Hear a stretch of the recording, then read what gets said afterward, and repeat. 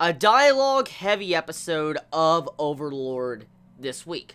I could already see and hear the complaints from some of the watchers of this episode that this episode was boring compared to last week's episode or the week before that, since, those two episodes had a lot of action, a lot of shit going on with the different magic, and then Momonga going around wrecking people. I know there's going to be some that are going to come into this episode and be very disappointed, because majority of this episode, or actually the entirety of this episode, was world building, exposition, characterization, along with just talking. That's kind of what this episode was, but I personally think these type of episodes are better than action episodes, because this allows me to grow more connected with characters and to understand the verse a lot more.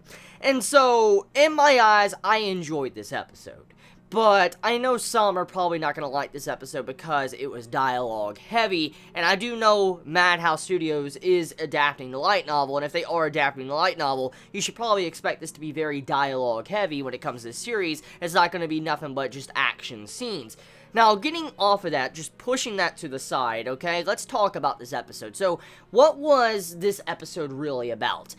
Besides the obvious of it being a dialogue episode with just talking, there is a lot of things taking place in this episode that really goes to show you what we should expect from the future. And so far, I feel like when it comes to the pacing of the way everything is being explained, I'm truly enjoying it. It seems like Madhouse Studios is trying to gear this towards the actual original fans of the series the way I am seeing it, because with the pacing, the way it's done, the way all this information is slowly being built up, it makes me feel like Madhouse is trying to experiment if we might get a season 2 or not. Because Madhouse usually does make like a 24 to 25 episode series, but Overlord is supposed to be only like 12 episodes if I am correct. And so this is kind of weird for the standard, stereotypical Madhouse when it comes to them making an anime series. So I believe the reason why Overlord is being cut so short with just 12 episodes and why the pacing it's like it's been done is because I feel like Madhouse in the near future is probably going to try to make a season 2 of the series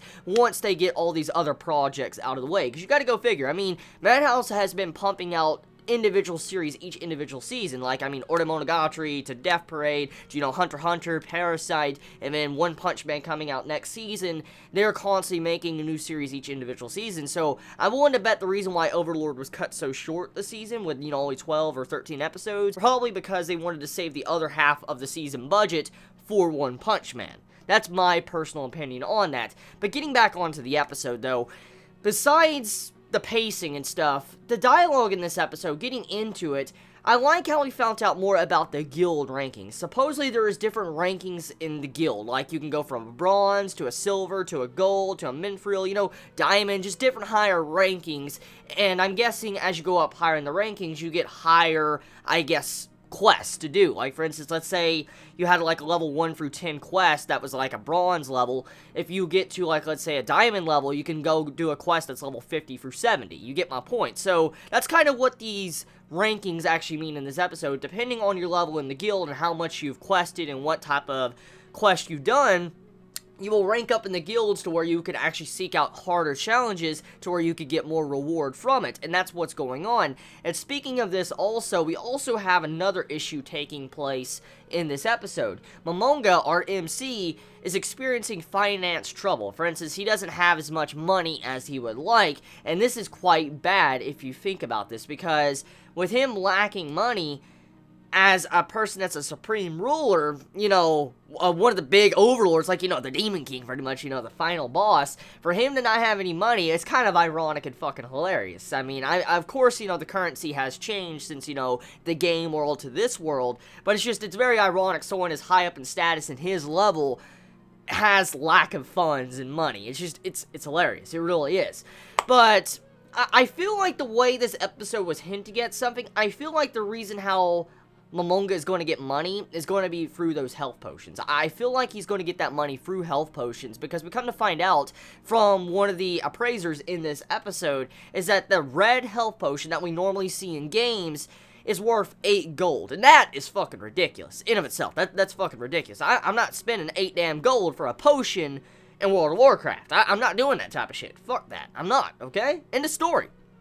I'd say the maximum I would spend for health potions to be 50 silver. Fuck that shit, okay? I'm not spending 8 damn gold for that many damn, or 1 potion, 8 gold. No, that's not happening. So, I feel like, since the potions are so rare, and since Momonga is like a spellcaster, he's a magician, I feel like he can make those type of potions. I'm willing to bet Momonga can make those type of potions since he is that type of class he is as a spellcaster. I'm willing to bet he probably has some form of skill that allows him to make those potions, because I do know some races and different classes in different MMORPGs allow you to do stuff like that. Like the mage class in, World of Warcraft, we actually got to see an example of this in the series where you could actually make food or water for yourself to eat, and that's what Momonga did on episode 1. Yeah, he did that on episode 1, or was it 2? It was episode 1 or 2 he did that, and so we do know he can make food and water and stuff if you wanted. So I wanted to bet he could also make potions, mana potions and health potions if you really felt like it. And if it does bring in, let's say, 8 gold a bottle or a pot, that's a lot of money. That's a lot of fucking money. And if he mass produces these health potions and puts them on a market, he will be able to make a lot of finances and money where he can do what he wants to do. So I feel like where it's going when it comes to Momonga's money problem, it's going to come through the potions. He's going to get money through the potions.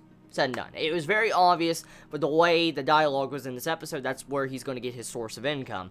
Now, besides that, it looks like Momonga is taking on 2 different quests. For one thing, he's taking on this quest where he's going to go around the town, and he's going to be hunting down monsters and clearing out the monster population, for he can make everybody safe around the town, and then also get a reward from the guild and villagers for making them a lot safer. And at the other exact same time, you have it to where one of the well-known people in the town come to actually ask a favor from Momonga, and it's like, hey, I'm coming to you, can you guard me as I go get some different supplies and materials for myself? Can you guard me while I do this? And this person, specifically comes to Momonga to ask for help. We kind of find out his reasoning was because that, he's new, he's a bronze, of course he wouldn't have to pay a bronze as well as he would have to pay like a silver, diamond, gold, whatever. He wouldn't have to pay them as much, and so he's thinking the cheap route. And I mean, thank God Momonga is actually a very good player, because if he was like a bronze, most likely he would be straight up shit, and that dude most likely would die, because judging by the ending of the episode,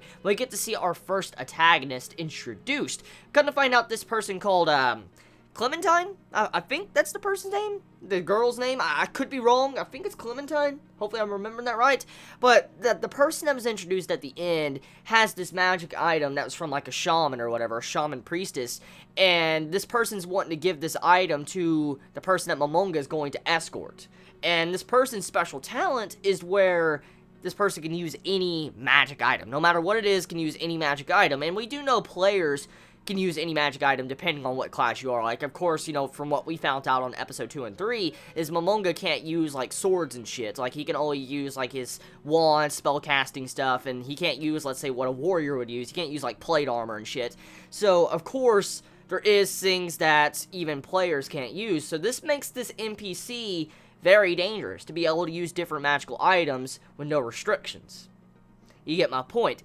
So yeah, episode overall, very, very detailed, very good, a lot of setup. I love the relationships building up between Momonga and the people. I'm liking Nabe, the person that was introduced in this episode that was traveling along with Momonga. Very good character, like her personality. Let me know your thoughts in the comments below. Please have a wonderful day or night wherever you live. Chibi out.